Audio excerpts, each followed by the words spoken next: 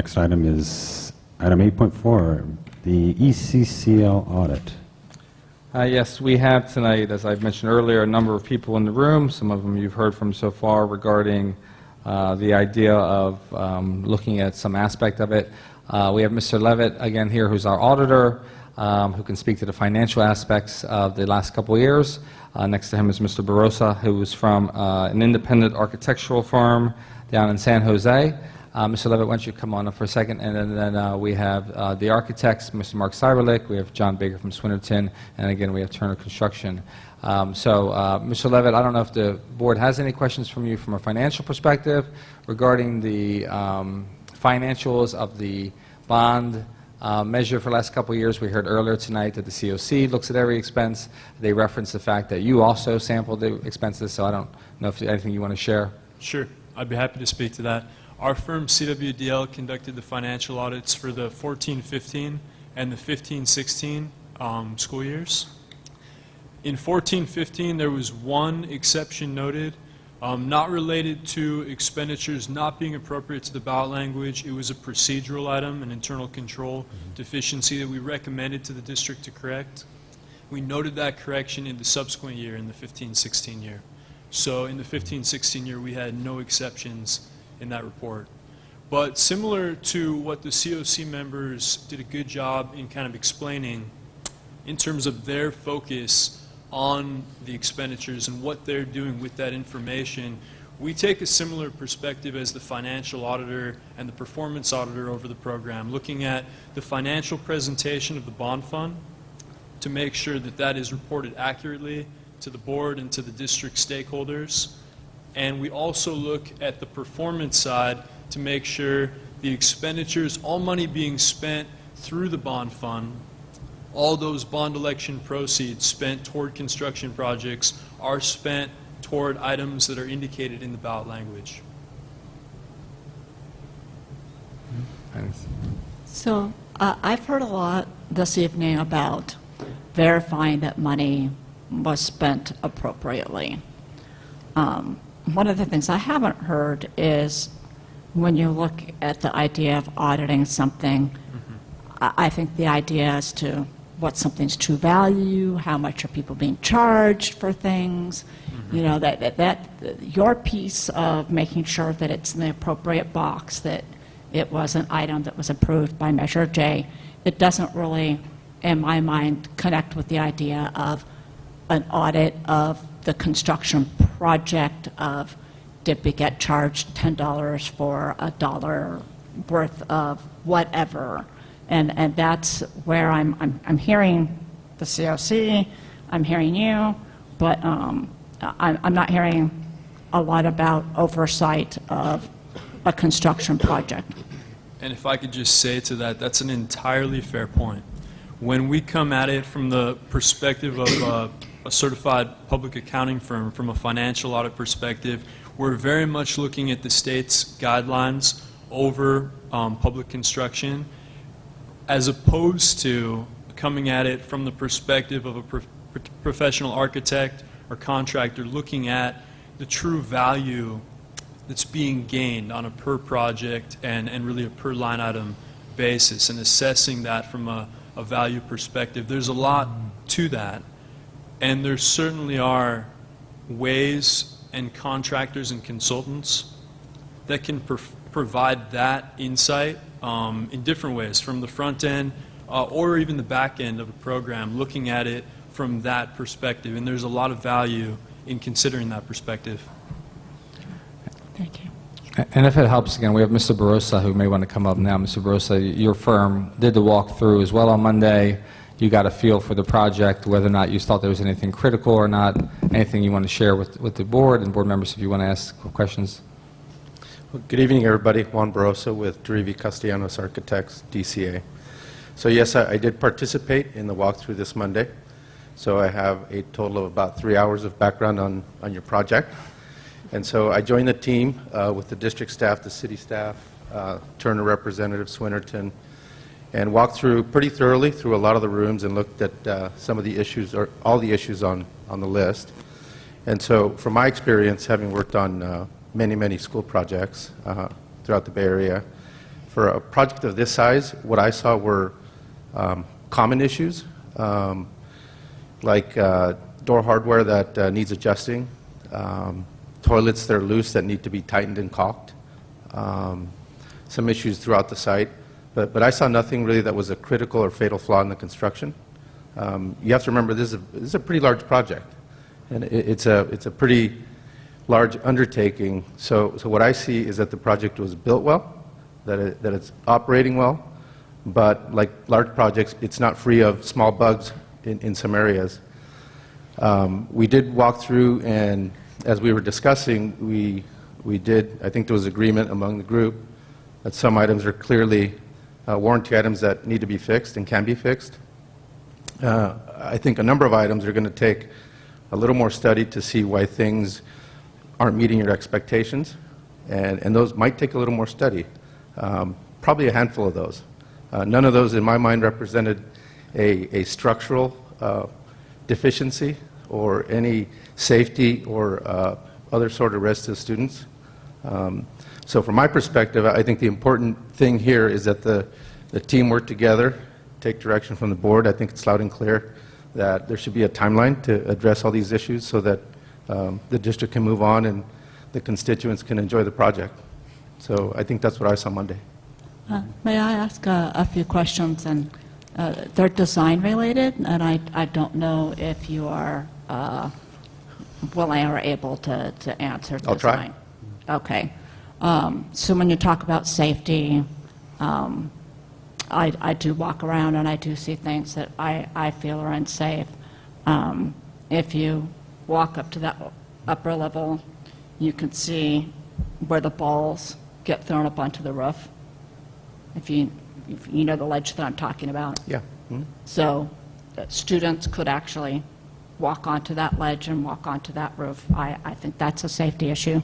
There's all sorts of odd endings to walkways. The stage, I mean, to me, there are design oddities that present safety to children when they're running. Yes, so I would agree with that statement, and I think in any facility that has children, especially of different ages, children will find ways to injure themselves, whether they bump into things, whether they climb over fences, climb on roofs. So I think the design is not intended to totally address every possible scenario where a student might end up in a bad situation. But I think overall the project and your site is well designed. I personally disagree. There's the garbage stored in front of the exterior gym entrance, and to me that's just beyond the pale. If somebody was designing something to put a garbage storage, and that's not a safety issue, but those are the kind of things that when I look at this building, I feel like they were not well thought out. They were not. You walk to the gym to go to a game. I drop my son off there for practice, and the smell of sour milk and Cheetos hits you in the face, and it's not right. Yeah. But if you don't see safety issues, I would disagree. I would like to actually have someone who is more interested in safety and school sites. Keeping children safe is very, very important. Okay, I agree. That's a valid point. Thank you.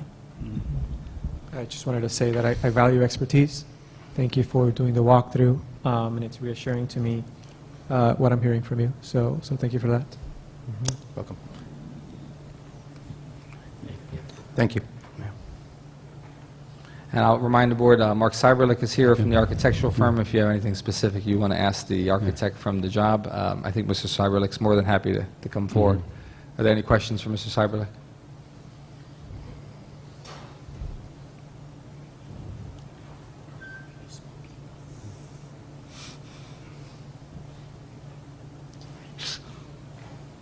Members of the board, Mark Cyberlick with DSK Architects. A pleasure to be here, and thank you all for your ongoing hard work and the Oversight Committee in particular. Your 10 years of effort is not unnoted. Anyway, any questions that I can answer, I'd be glad to.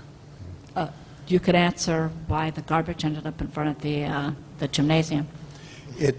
It was thought through when we did the programming for the site on where are all the various places it could go, and it was a function of both access by the the delivery service, the pickup service, and how do you circulate sort of trash on a site this size. And it was not.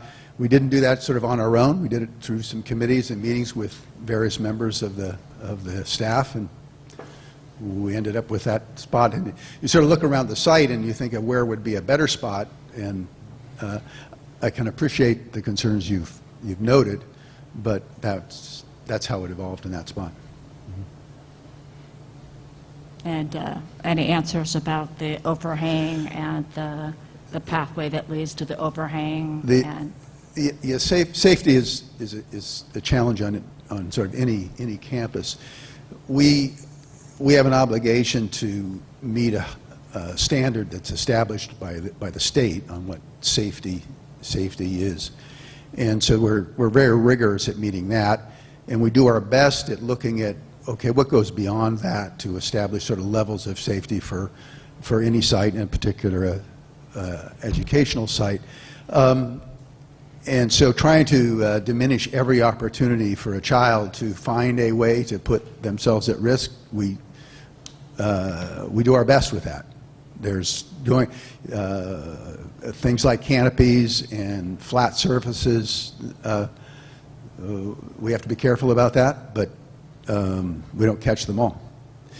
There's an expense related to that kind of thing too. If you look at sort of every possible place a child can go and put themselves at risk.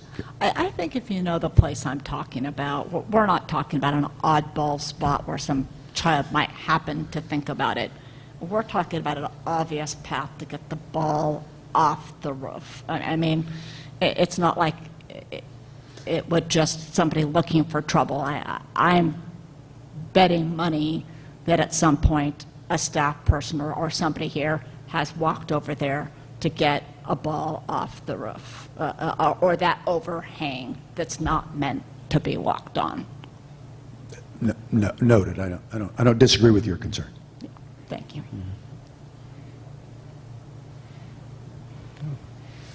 Anything else? Well, going back to, I'm just trying to get a, kind of putting this together.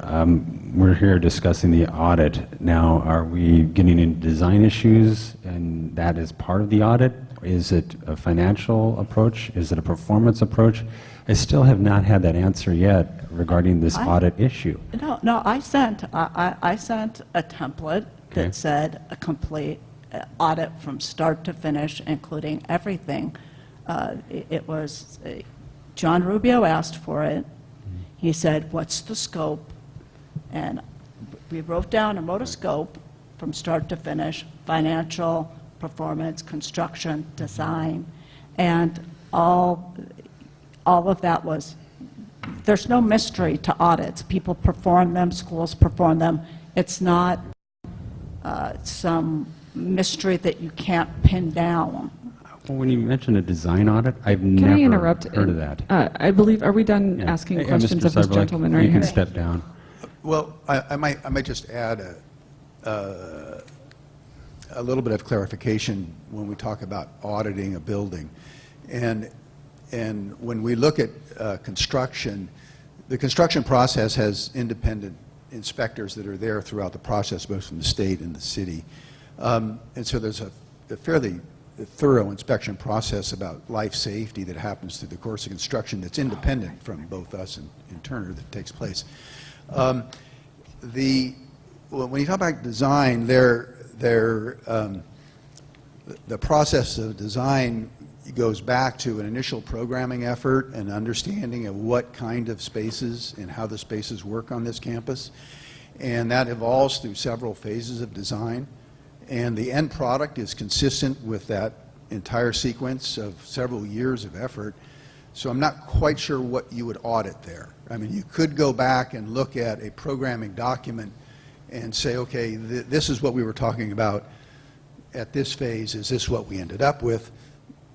You'll find that it is. But so are you auditing that? And then if you say, well, I want to audit, the dollars, well, there's a budgetary process that was also gone throughout this, and every step of the way was also sort of, in my mind, well managed and responded to all the way. So again, what are you actually asking, and what would be the result of the effort that you might spend? So I don't know if that clarifies anything, but just a few of my thoughts. Any other? I was just going to say, maybe since we've finished asking questions of our speakers, it may be time for public comment. Yes. Any public comment regarding this item?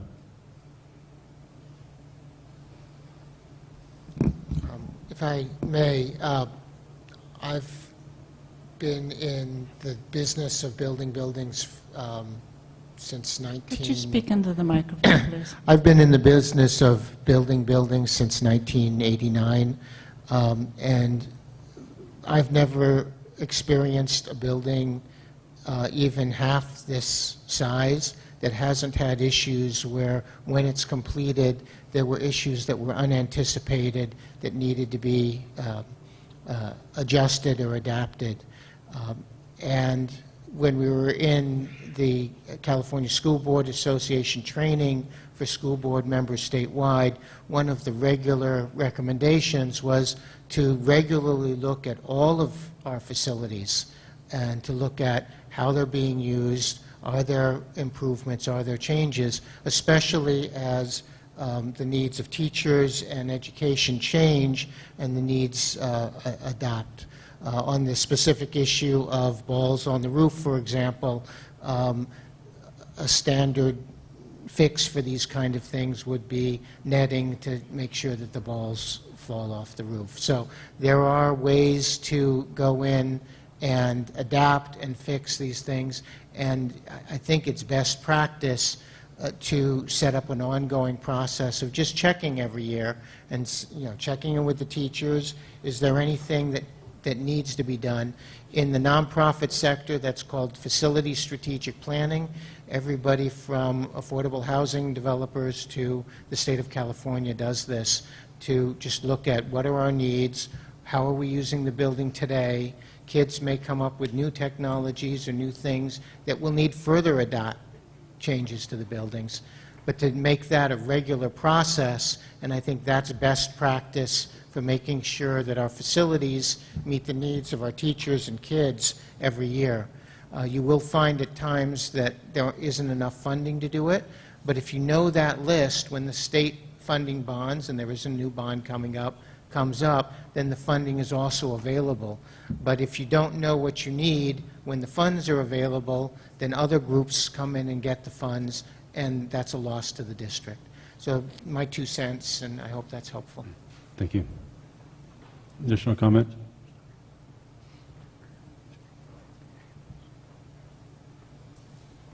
Yeah, I'm pretty impressed with the warranty list. I'm surprised, as I'm a general contractor, roofing contractor and painting contractor, and it seems like the issues are pretty minor overall. So I'm pretty impressed, and I think it might help to maybe remove those items that have been completed. The list would look a lot shorter. And I didn't see anything that jumped out at me as a safety hazard just on the face of it. But 2 things I do have questions about. One is the cracked concrete, and it looks like they're saying that that's not a warranty item, and I don't know why, but I would be interested in getting a little bit more information on that. And the second item that I saw here that they said is not a warranty item was the rust. I think within a year, I would really like to see a little bit more information as to why there's rust. I don't think that should be. And I understand settlement issues with respect to cracks in the concrete, but I think we need a little bit more information before we allow that to be judged a maintenance item. But overall, it's pretty good. Thank you. All right, deliberation. Well, this is a information only, so we No, can. I believe it's an action item. Is it? Oh, I'm sorry, we're on warranty still? Yeah. Oh, Oh, no, we're on no, audit. this is audit. sorry, wait a minute. Yeah, we're on audit. It should be an action. There's no action Yeah, there's- listed on yeah. the, It's on the agenda as an action item. Oh, So it is? you're, as a board tonight, I asked all these people to come here so you could finally answer the ongoing question for the last number of months. Do you, as a board, is there a majority of you that wants to proceed on some kind of audit? So beyond that, the actual request had been for you to solicit bids for an audit, as opposed to just us saying, oh, yes, we want an audit. Well, I'm happy to read your list here. I have 1, 2, 3, 4, 5, 6, 7, about 10 things from you on your list. It's looking for significant deficiencies in any of the following areas: project background, design costs, construction bid process, construction change orders, project management and inspection services, major equipment and materials, closeout documentation, liquidated damages, and accounting. So I did not endeavor to try to get quotes for all those different types of things. So I'm leaving it up to board to make a decision if any of those 10 items warrant the board's action to move forward with spending citizens' taxpayer money on an audit. is that a list that we have access to? It's in the minutes of the May 25th, from the May 25th meeting. Okay. Yeah. Instead of us scrambling to find the minutes for the May 25th Sure. meeting, could I that be maybe I can put it up on, put on the- on just, yeah, I can. just while this conversation is ongoing? I can. And that's a template of a standard audit, like Oakland Unified would use after they built a building. And I also have to say that we're not spending any taxpayers' money to ask you to get some bids. That's at no cost. And I also feel like that's a lot of money on bond issues, and I feel like it would be beneficial to spend money on reassuring the taxpayers that they got a well-built building, that they got, their money was well spent. I feel like there's a lot of, I do feel like there's a lot of ill will against this project, and I feel like the audit would not, it's not to exaggerate shortfallings. I think it's to say that the school board is accountable and willing to look at the flaws and remedy them, and willing to go back and look at the project and see what, if anything, went wrong and what needs to be done about it. Because audits are performed on projects, on buildings. The city does it, other school districts do it. It's not a lark. It's not a bizarre on-taking. Thank you. May I ask if any of the representatives that we've heard from this evening, if you can speak to any estimate as to how much an audit would cost? While we have you here, if that's not in your, I guess, knowledge base, certainly not asking that of you, but if this is something that you've done before or seen before, any information would be helpful. Mark Cyberlick with DSK Architects. In 30 years of schoolwork, we've never had an audit. The term itself is such a broad one. We have on several occasions had individual items inspected. Who's we? DSK Architects. Oh, okay. So Yeah. that's not a school district, that's not a city of somebody who's, No, but we do schoolwork. And so with that many years of school experience, this has never occurred. So anyway, the answer to the question about what would it cost, I can't address that. Thank you, and that part of my question was, if you've seen this before, so I appreciate your perspective on that. From the financial perspective, the district definitely has obtained and received the mandatory financial and performance audits for each year that I'm aware of. I noticed just on the board's website that the Crow-Horwath audits of 12-13 and 13-14, and then both of our reports for 14-15 and 15-16 are posted there. So I guess my question on the financial side would just be with regard to scope, just because those years have been looked at from that financial and performance perspective. If you were, for instance, to go from the sampling that takes place in a routine financial audit to 100% test of all the financial records, which would be more characteristic of a forensic or a fraud audit, most likely the cost would be several times the rate of a routine financial audit for each year you'd be looking at. Just to give some perspective on that, the cost for a routine financial audit from our firm is approximately $7,500 for an annual audit. So most likely, if you were to solicit bids from firms that specialize in that type of work, for 100% of the transactions for those prior years, looking back to whichever periods you'd be interested in, it would be in some ballpark of a multiple of maybe 1.5 to 3 times that, I would say. I'm sorry, what would you do? I'm sorry, so just so that I clarify that I understand. Sure. So your firm conducts annual sort of sample audits, and that costs $7,500 approximately. I suspect there's some variables. So the forensic type fraud audit that you're talking about, you estimate would be 1.5 to 3 times the $7,500. It's a rough estimate, but yeah, that's my estimate for what that would be for a 100% audit of all of those financial transactions during the period. And that's financial. So, Mr. Barossa, you may want to speak to the other type of audits. Oh, wait, I had a question. Of course. That would be looking for actual fraud, not, what would that be looking for? A routine financial audit conducted on a sample basis, which is based upon the guidance that we get from national and state standards, is really looking to see, just on that sample basis, if anything rises to the level of concern that would warrant notifying the board and management of a problem. So in the form of a bond audit, the financial side, we're really looking at the financial reporting. We're looking to make sure that the bond fund, Fund 21, is being properly reflected on that income statement and balance sheet, so that when a board member or a community member looks at those financial statements, you're able to rely on every number contained within those documents.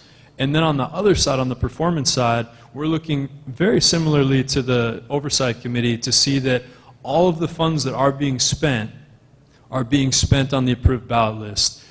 And all of that's being done on a sample basis. So I guess what I would say is to go above and beyond that, if you were to say have another audit rendered, it wouldn't, I mean, at least from my perspective, make sense to have that done on another sample basis because you've already got kind of that level of assurance. What you might consider, if at all you were going to consider an additional financial audit, would be to pursue 100%. It'd really be the only thing that you haven't seen yet, that the district hasn't yet seen. And that would be the only reason a firm would be contracted to do something like that is typically if there's an identified risk or suspicion of fraud. So where you do see districts looking to obtain that ultimate level of assurance from a financial auditor is when generally there are fingers being pointed, there's allegations that are outstanding, and there's a reason to look at every single line item on very lengthy listings of expenditures, as well as every bid, every change order, to get that 100% sense of transactions. And that's not just what you were saying before to make sure it's applicable to Measure J. That's above and beyond that. Correct. Okay. What is applicable to Measure J, what is required by law, the district has made a point of having performed. Already done. Yeah. And that amount that you were describing, you said 7,500 and then times a multiple, and that's per annual. That's an annual per year, right? That's at least the ballpark that I'm throwing out, just on the basis of, for whatever firm that the board was to choose, the amount of work that would go into that. I would say that the rates that our firm is providing are good, but I think that they're relatively representative of a sample-based audit. So if a firm was to look to, say, double or triple that work to get to the amount of transactions you would need, to constitute a forensic audit, to get to that 100%, they'd probably be looking for a multiple of that typical rate. Okay. And then if they're going to be looking at, say, 4 years back or even all the way to the beginning of the program, they're going to be expecting that rate for every year when they're diving into those transactions. Now, there might be some years where there's fewer transactions and there'd be a basis for those to be less than others. It's still going to be a large amount of money. Okay. All right. Any questions for our guest? Please. Just a little background from my perspective from the COC is in the early days of the project, my biggest concern is that we had a set bid for the work from Turner. And what I was particularly watching was, did we go over budget on any items? And it's my understanding, perhaps incorrectly, but it's my understanding that the project did come in on budget and that any additional expenditures were due to different additional requests from the district. And I'm assuming that that information is still correct. No. And no, so this project was That's not my on understanding budget. also. That's correct. That's my understanding also. Me as well. Yes. Okay, so if there was, from my perspective, what I looked at in terms of auditing or review was to look at any items where they exceeded budget or where Turner came back to us and said, this wasn't included in the original bid. And I do not believe that that happened. And if there are representatives here from Turner, I think you might direct that to them. And again, with respect to any additional requests,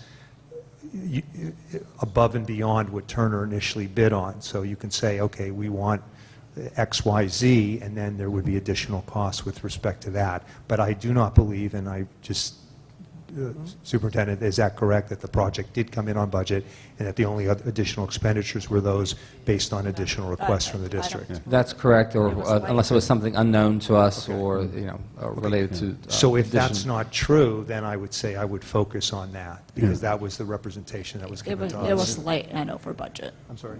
The project came in late and over budget. Okay, well and I then- think- It depends on how we're defining over budget Right. here, Well- which is, I think goes to, I'm sorry, Mr. Fine, is that Yes. your name? There was an original budget, this is my understanding, there was an original budget, and then between the city and the district, this board added on additional items like a swimming pool, and there were other things, and that caused the cost of the project to increase beyond our original budget, but those were approved by our school board. The You're school correct. did not add on a swimming pool. The school did not add on a swimming pool. Well, actually, my- the city and school staff Yes, did, yeah. remember? And my recollection is that the scope was developed and there's a dollar value associated with that scope. And when that change in scope occurred is where the increase in the cost occurred. And From the also- swimming pool, let me complete my thought, okay? From the swimming pool, it was originally $700,000 to $800,000 budgeted for that.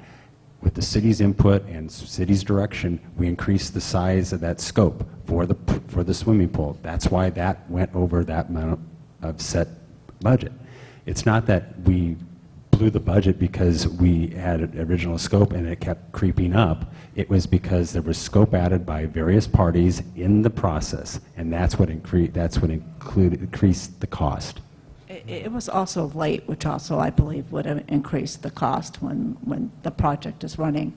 I think it came in over a year late. I think the school was supposed to move mid-year. The school didn't move mid-year because of an elevator. There were a lot of issues, and I'm not going to sit here and debate why there were issues or what the issues were, but I think somebody should look into the issues and what it cost the district, and I do think that it was over budget and it was late. It was delivered late, which cost the school money to continue to rent the other campus where the high school was.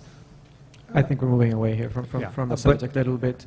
If I may, at least I'm glad to hear that at least, I know we didn't hear from you, Brenda, but at least the 3 board members, agree with, have this natural, or this common concept or for what we mean by being on budget or not. So I agree with that if the scope changes, naturally the budget will change as a result.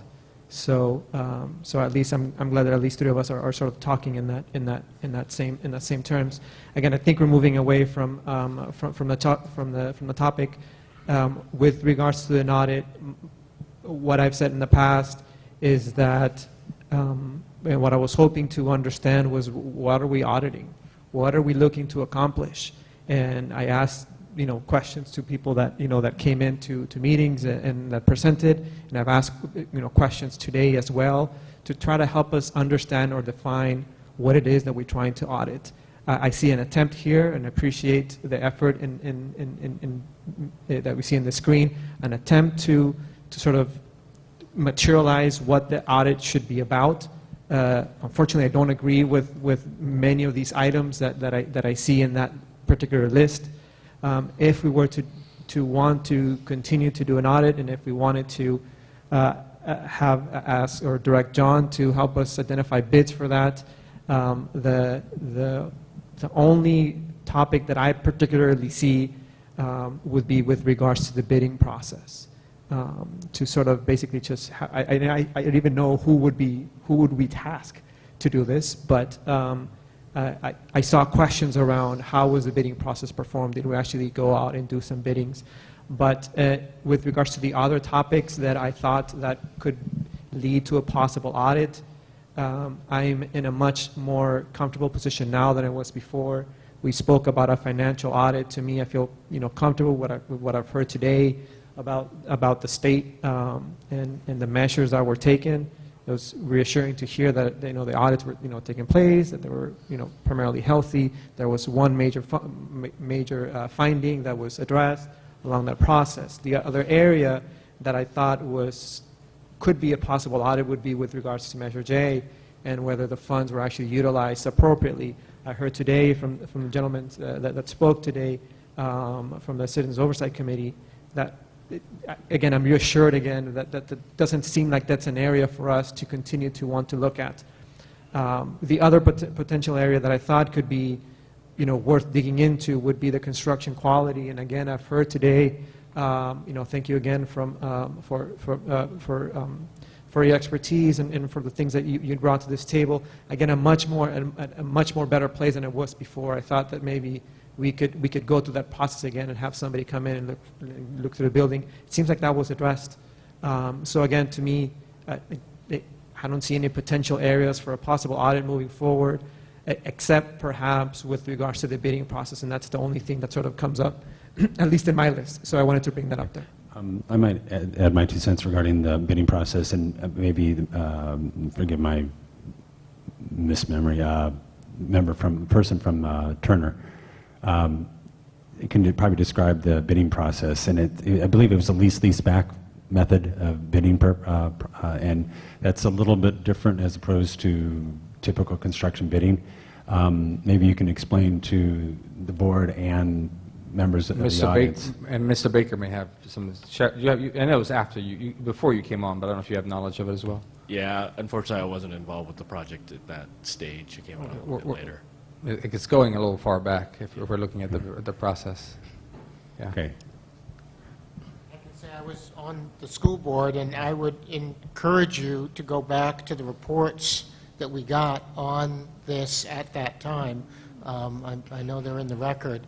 But the general idea was we were at a time when the economy was going down, and we wanted to be able to get the best price, and recommendations both from the state in terms of how to get the best price for the job overall, included doing the lease-back because it allowed working with those contractors, getting competitive bids and giving the contractor motivation to keep the price low.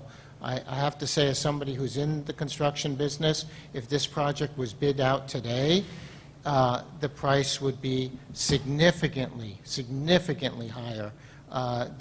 That the school district, for better or for worse, hit the market just right and was able to get the price locked down on this pretty much at the bottom of the market. So, but I would encourage the board members, rather than taking my word for it, to pull the meeting minutes from that time and really extensive and very clear presentations that were done at that time about the lease back. It's something that is only allowed for school districts and public bidding because of the nature and because of the need to have timeliness in the construction. It's probably 2011 or so we're speaking of, I suspect. No, before that. Even Yeah. earlier, yeah, this would be, yeah. Probably around '09, This would be, maybe '08, '09. would not be an easy undertaking, guys. Yeah. I appreciate the perspective. And Well, we for- can look at the minutes. I appreciate that perspective again, Josh. Thank you very much. So from my perspective, I just cross that out. Okay. I don't see any possible item that I would personally would want to continue with an audit. I have very similar feelings as Cruz. I came into this not crazy about the idea of an audit, but certainly if something came to my attention that seemed suspicious or evidence of shoddy construction, and I just, especially tonight, I've heard overwhelmingly positive feedback. Certainly, as a lot of you have mentioned, a building this size has inherent issues, a project this size, but nothing I've heard tonight or at our previous meetings leads me to believe that any sort of audit that we've discussed tonight or that Cruz, Member Vargas has listed would be a worthwhile expenditure of money for our district. We are going to be presenting a sort of vision for our district a little later on this evening, and it's something I'm very excited about, and I would rather channel our money into educating our students and getting the teachers the support they need and just making this the best school for our kids. All right, if that's any other comments?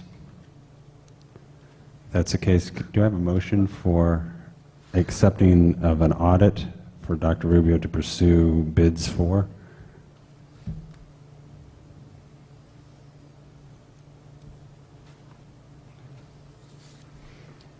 I mean, I would move that we do not go forward with any audit. That's basically the flip side of. All right. Conversely, let's go ahead and put a motion out there. Do I have a motion for pursuing no audit regarding the ECCL? You have a motion, you need a second. So I made that motion. Okay. So Do I hear a second? I'm really not trying to leave the construction quality. The quality and the concrete and the cracks and the fact that I know we've addressed a few students and how they might get hurt and stuff, but we've had staff that was also injured on this campus.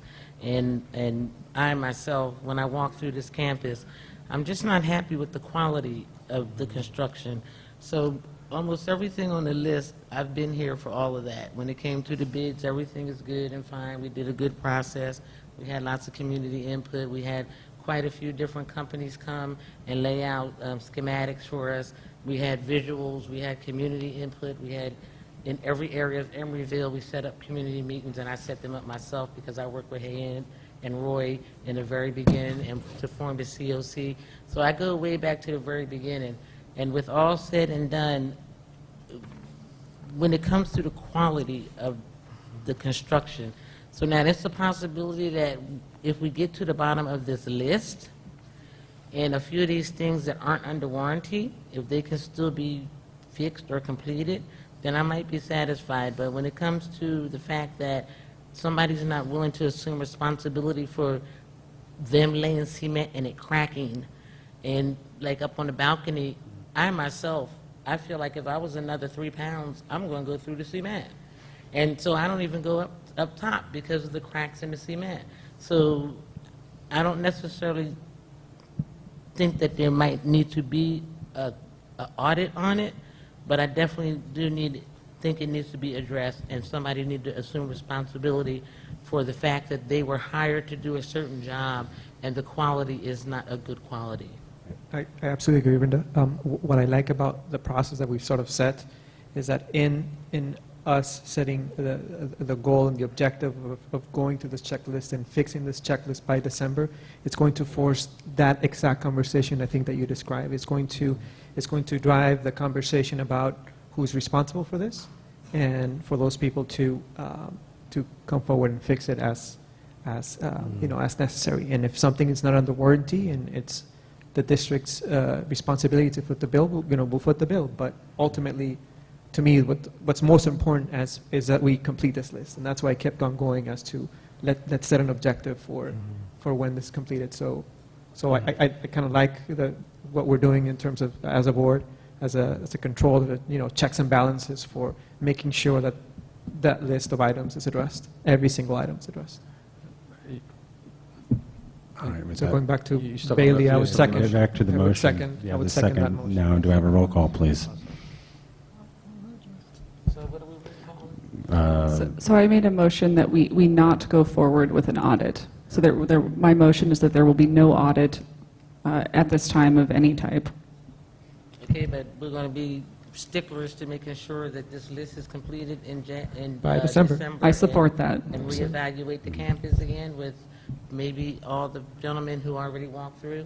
And I must say, I really like the idea of a yearly review of the campus to figure out how we can best utilize the space and identify, if there are issues that are cropping up, like, the balls on the roof that Member Inch was talking about, let's come up with a solution for that, netting or some other solution where it won't be a problem anymore. So I'm in full support of that. I would support that Dr. Rubio, also. that netting, is that something we can kind of focus on kind of as a expedited concern, a safety concern? Because I know the ledge she's talking about, and it does need a net up there to keep the balls from going up. I'm happy to look at it. Okay. I don't want to Thank you. interrupt the board right now since you have Okay. a vote, but, yeah. All right. Roll call, please. Member Collins? No. Member Inch? I'm recusing myself or whatever. I'm not going to vote on this. You're abstaining? Or? I'm abstaining. Okay. Member Langner? So I'm voting yes on the motion, which is no audit. Member Cruz? Member Yes. Vargas, sorry. President Merriam? Yes. Motion carries 3-2, or 3-1 with one abstention.